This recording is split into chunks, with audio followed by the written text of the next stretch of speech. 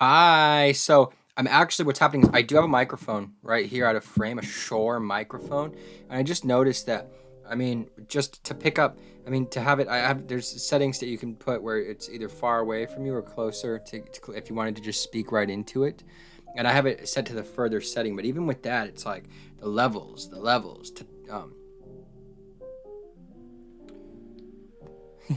the levels to like after in post production. It doesn't matter. Let's get to it. Bottoms.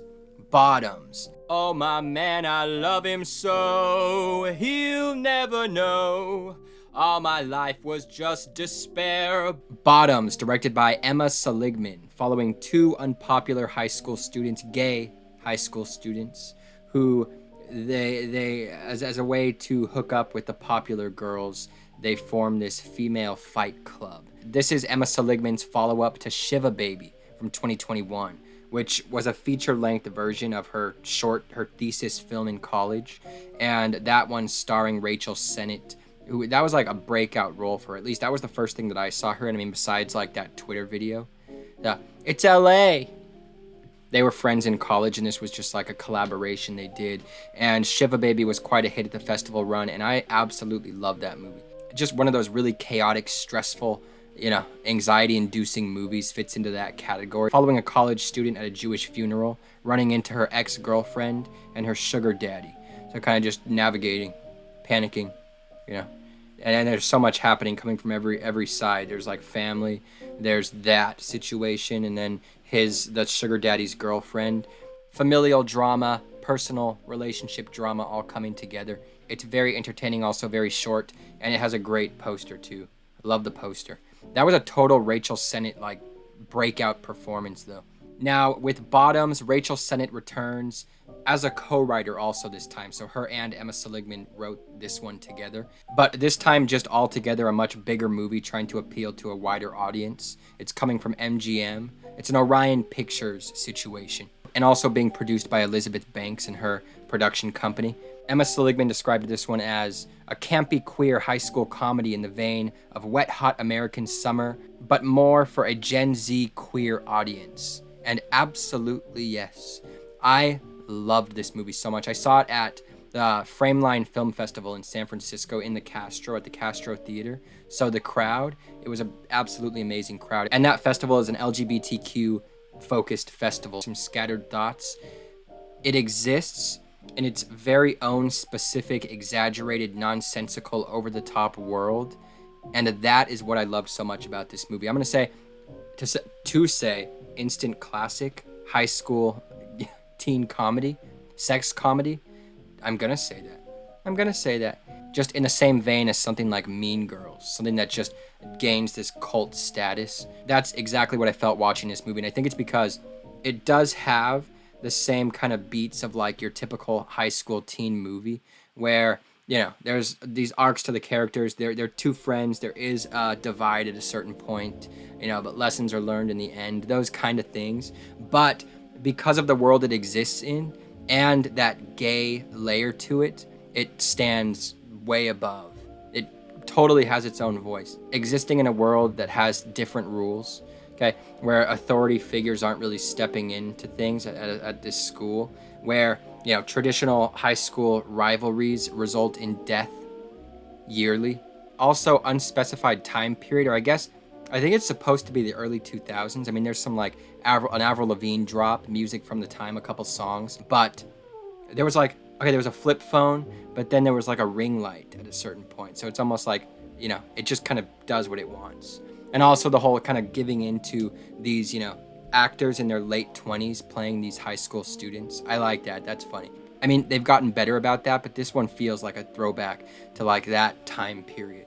The late 90s, early 2000s teen comedies. What's the difference if I do say so myself? I go away.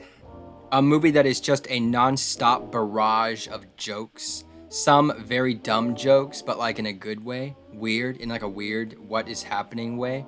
And also just so many clever little things where it's like, it might take you a second to like register what the joke kind of thing. From the start, it's just so non-stop and entertaining. It has quite an energy to it. And cartoony characters. First of all, the cast here, I'm gonna say Rachel Sennett and Ayo Edebiri, to have them leading a movie like this is very exciting and very cool too, because they came up together. They went to college together and came up in like the New York comedy scene. Rachel Sennett's been on an absolute roll. I mean, I'm talking with Shiva Baby was the start. She was on an ABC sitcom with Kira Sedgwick. Also, I mean, Bodies, Bodies, Bodies, she was the absolute star in that movie, the standout. Of course, she was in The Idol, HBO's The Idol, which a lot of eyes were on that. So even though that's not going to do anything negative for her career or anything, and she also in that, she stood out as like one of the highlights. She's just naturally funny. She's a funny person. And she has things coming up too, like a Mimi Cave movie. She's got I Used to Be Funny. Okay. She has Susie Searches. I mean, I see a long career ahead. I think I also saw where she was writing like a short film about her experience, entering the industry. And then Ayo Edebiri has also had such a meteoric rise. She was like in the writer's room on some shows in the last couple years, but it was with The Bear where she really took off and took off hard. In fact, she won a Independent Spirit Award. She was a guest in Abbott Elementary. She was a voice in Spider-Man Across the Spider-Verse. She is going to be a voice in the new Teenage Mutant Ninja Turtles Mutant Mayhem movie. She was also in an episode of the new season of Black Mirror. She's in theater camp coming up very soon this month, I recommend. The Sweet East, just an absolute role they're both on. So it's just really cool that they're in a movie together. And the dynamic, you can feel that they're having so much fun. And that's the thing about this movie too. You can feel that, the fun that was occurring on this set. But as an audience member, we're in on the joke too. The rest of the cast is really good too. Havana Rose Liu, she really stood out. Also Ruby Cruz. Marshawn Lynch was really funny. Nicholas Gallatin and Miles Fowler as like the two main football jock guys. They did a lot for really setting up this weird world. They're like these very cartoony, typical jock characters. They're like kids. They really help send the movie into this wacky mode. It just works so well and it's so extremely fun. Something I could just immediately watch again after. It's something that would, like Mean Girls, something you could just throw on if you need a little something. Okay, like there's this part where Josie and PJ, that's Rachel Sennett and Ayo Edebiri, they are at this school carnival, and they're trying to talk to those popular girls, and it doesn't really work out. They go back to their car in the parking lot, but then they see Isabel with like the main jock guy, her boyfriend, and they're fighting, and they're like, get in, like, we'll save you. And then the boyfriend's standing in front of the car, and they like tap him lightly, and he makes this really dramatic scene where like they scream up at the sky. Okay, and then the next day at school, Isabel walks up to them in class and is like, I hear last night you guys really messed up Jeff. And they're like, yeah, wait, weren't you there? And I mean, of course, with any comedy, it's not all gonna work. There were some moments of pain here and there that didn't quite work for me, but a very small amount of jokes that didn't land for me. But in this like climactic scene, the execution of it, I didn't love. So it's set for a limited theatrical release August 25th. And then it's expanding to all theaters September 1st. And I just highly recommend it. I'm definitely going to see it immediately. Also, if you saw the trailer and you thought, if the trailer turned you off, I'm with you. I didn't love the trailer. I didn't love the picture it was painting. It's not painting a completely wrong picture, but just it's a little bit of a typical trailer. And I understand because it definitely is trying to appeal to a wider audience. But it's a lot weirder than you might anticipate.